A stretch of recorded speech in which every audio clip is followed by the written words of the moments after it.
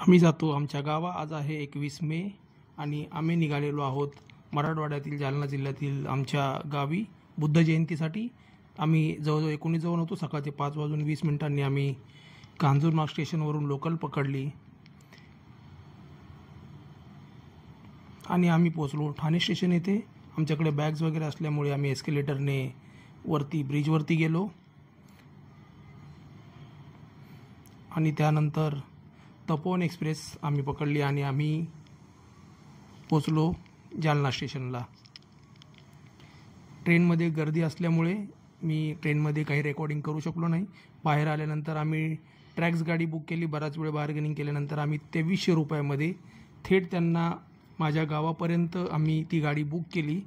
साधारण अंतर आहे जालना ते अंबड 28 किलोमीटर आणि अंबडवरून साधारण 24 किलोमीटर माझं गाव आहे खाफर-देवरा। तर आम्ही गाडीमध्ये सर्व बहीण भाऊ भाचा भाची सर्व आम्ही दाटीवाटीने बसलो आणि आम्ही निघालो आमच्या गावी जाण्यासाठी। साधारण 1 ते सव्वा तासाचं हे अंतर असणार आहे, कारण गावी असल्यामुळे रस्त्याला ट्रॅफिक नसते आणि हल्ली सगळीकडे तुम्ही बघत असाल तर रस्ते खूप छान झालेले आहेत। खड्डे वगैरे तुम्हाला दिसणार नाहीत रस्त्याला। आणि ही दिसते तुम्हाला जालना सिटीतील नगर परिषदेची पाण्याची टाकी। पुढे आम्ही निघालो ब्रिज क्रॉस करून।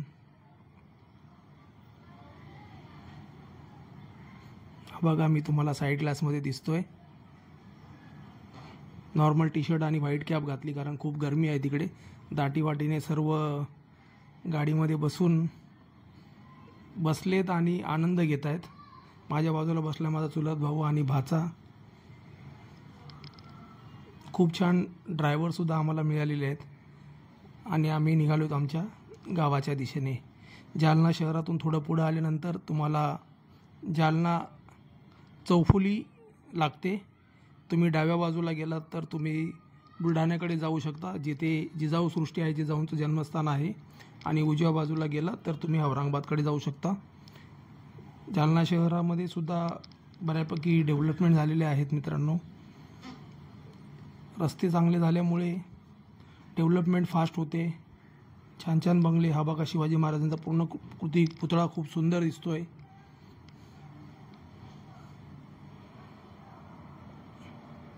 आणि हा बघा परिसर तुम्हाला हिरवागार दिसेल। शेततळे दिसते मित्रांनो। सरकारी स्कीममधून बऱ्याचशा शेतकऱ्यांनी ही सरकारी तळे आपल्या शेतामध्ये बनवून घेतलेली आहेत आणि आम्ही थांबलो होतो पेट्रोल पंपवर।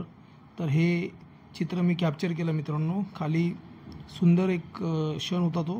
आणि हा आहे शिवाजी महाराजांचा पुतळा। इकडनं तुम्ही उजव्या बाजूला गेलात तर तुम्ही बीड बायपास हायवेला जाता आणि पुढे तुम्ही सोलापूरला जाऊ शकता। आता आम्ही जातोय ते अंबड शहरामधून। आणि ही लालपरी दिसते मित्रांनो। गावाकडे आल्यानंतर हे कॉमन आहे, तुम्हाला लालपरी दिसेल कारण ही इकडची लाईफलाईन आहे। थोडं पुढं आल्यानंतर तुम्हाला डाव्या बाजूला दिसतोय तो अंबडचं बस स्थानक। पूर्वी आम्हाला अंबड हा तालुका होता। हा आहे डॉक्टर बाबासाहेब आंबेडकर पुतळा। अंबड तालुका होता, पण आता काही बदल झाल्यानंतर आम्हाला घनसावंगी हा तालुका झालेला आहे आमचा।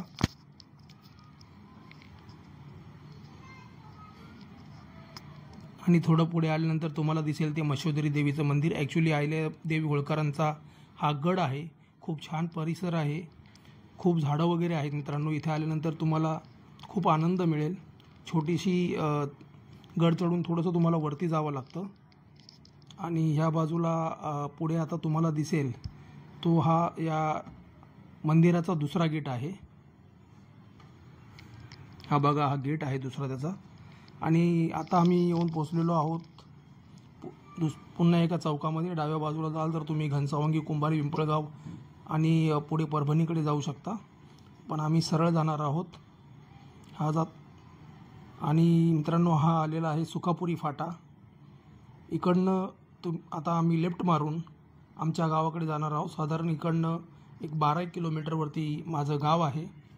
जसं जसं गाव जवळ येतं आहे मन भरून येतं मित्रांनो, कारण खूप वर्षानंतर चाललो आहे। खूप आनंद आणि एन्जॉयमेंट आम्ही तिथे घेणार आहोत। हे काहीशे दृश्य आहेत मित्रांनो। आणि लालपरी आणि आता जे गाव दिसणार आहे मित्रांनो ते आहे सुखापुरी. येथे जनावरांचा बाजार भरतो. आजूबाजूच्या बऱ्याचशा खेड्यातील मंडळी आपली गुरंढोरं विकण्यासाठी किंवा बैलजोडी खरेदी करण्यासाठी येथे येत असतात. आणि हे जे आहे ते तुम्हाला एक नवीन वसलेलं गाव आहे डाव्या बाजूला.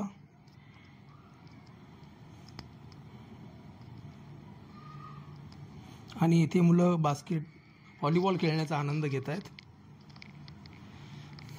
खूप छान हिरवगार आणि मोकळ्या हवेत श्वास घेतल्यासारखं वाटतं गावी आल्यानंतर. कारण मुंबईच्या अर्बन जंगलमध्ये राहून आपण हे सगळं जवळजवळ विसरून जातो मित्रांनो. पण गावाकडे जा, त्याचा आनंद घ्या आणि तो आनंद आपल्या मुलाबाळांना द्या. सर्वांसोबत शेअर करा. आणि हा व्हिडिओ बघल्यानंतर तुम्ही मित्रांनो कमेंट करून सांगा की तुम्ही गावी गेल्यानंतर कशा प्रकारे एन्जॉय करता. हा डे 1 आहे मित्रांनो आमचा गावाकडे. याच्यानंतर डे 2 डे 3चे सुद्धा व्हिडिओज येणार आहेत. त्याच्यामध्ये सुद्धा खूप छान छान गोष्टी तुम्हाला बघायला मिळतील.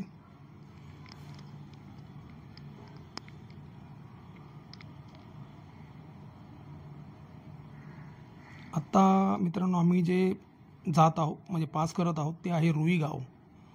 हा जो ब्रिज दिसतोय याची सुद्धा एक इंटरेस्टिंग स्टोरी आहे मित्रांनो. लहान असताना आम्ही जेव्हा मुंबईकडे रिटर्न येत होतो, गाडीने इथपर्यंत पोचल्यानंतर खूप जोरदार पाऊस झालेला होता आणि या नदीला पूर आलेला होता. तेव्हा हा पूल नव्हता, हा खूप खाली एक छोटा पूल होता. त्या पुलावरून खूप पाणी वाहत होतं आणि आम्ही तिथे जवळजवळ 2 ते 3 तास अडकळून पडलो होतो आणि शेवटी आम्हाला गावी आमच्या रिटर्न जावं लागलं आणि आम्ही मुंबईला पोहोचू शकलो नाहीत.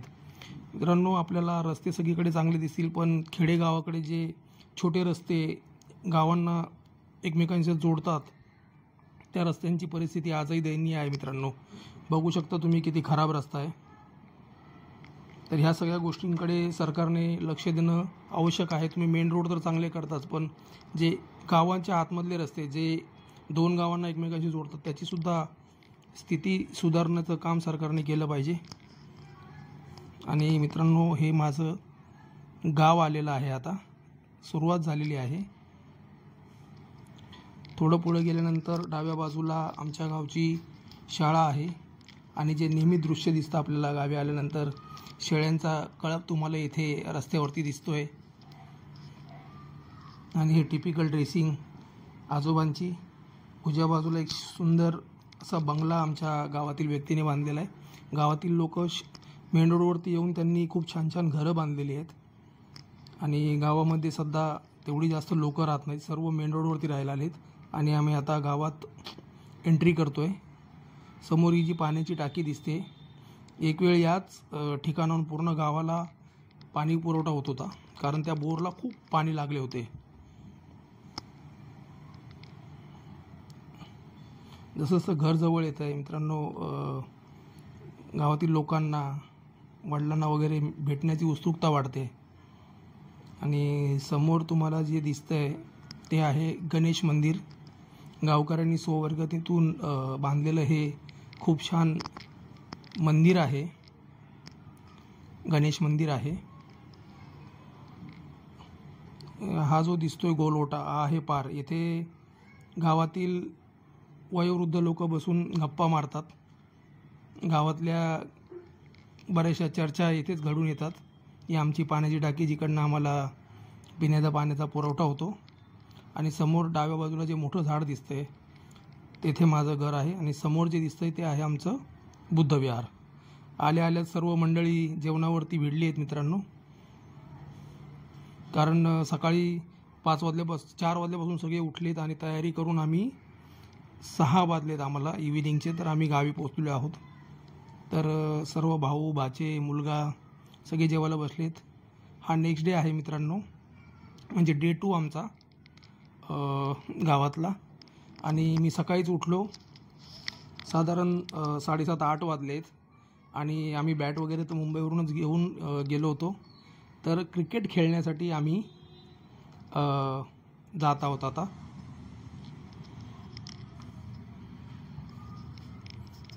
हा बघा मित्रांनो, हिरवागार परिसर दिसतोय तुम्हाला आजूबाजूला. तुम्हाला मराठवाड्यात सर्रास लिंबाची झाडं आणि ही येड्या बाबळीची झाडं सगळीकडे बघायला भेटतील. तर गावी आलो आहोत. क्रिकेट खेळण्याचा आनंद तर घ्यायचाच आहे, पण सोबत आपण निसर्गाचा सुद्धा आनंद घेऊ. आणि बघा समोर भाऊ आहे माझा, झोका खेळतोय. आपण पण तिथे जाऊ आणि झोका खेळण्याचा मलाही मोह आवरता येणार नाही, तर मी खेळणारच आहे. आणि हा छोटू जो दिसतोय हा कॅमेरा शाय आहे. माझ्या चुलत भावाचा मुलगा आहे सुमित, पण अतिशय मनमिळावू मुलगा आहे, हेल्पफुल मुलगा आहे.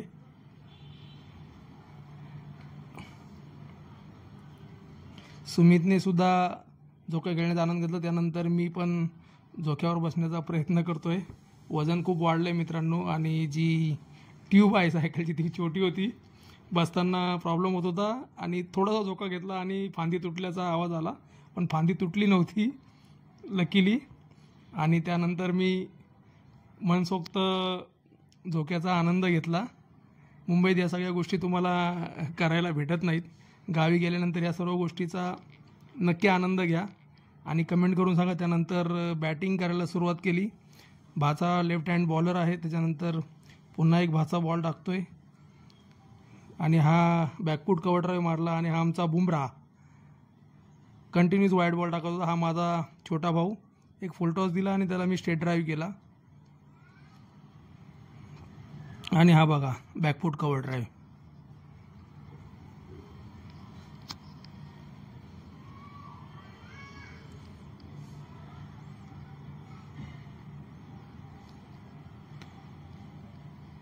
त्यानंतर माझा मुलगा आला बॅटिंगला, तर त्याला बॉलिंग टाकायची मलाही आवड आहे.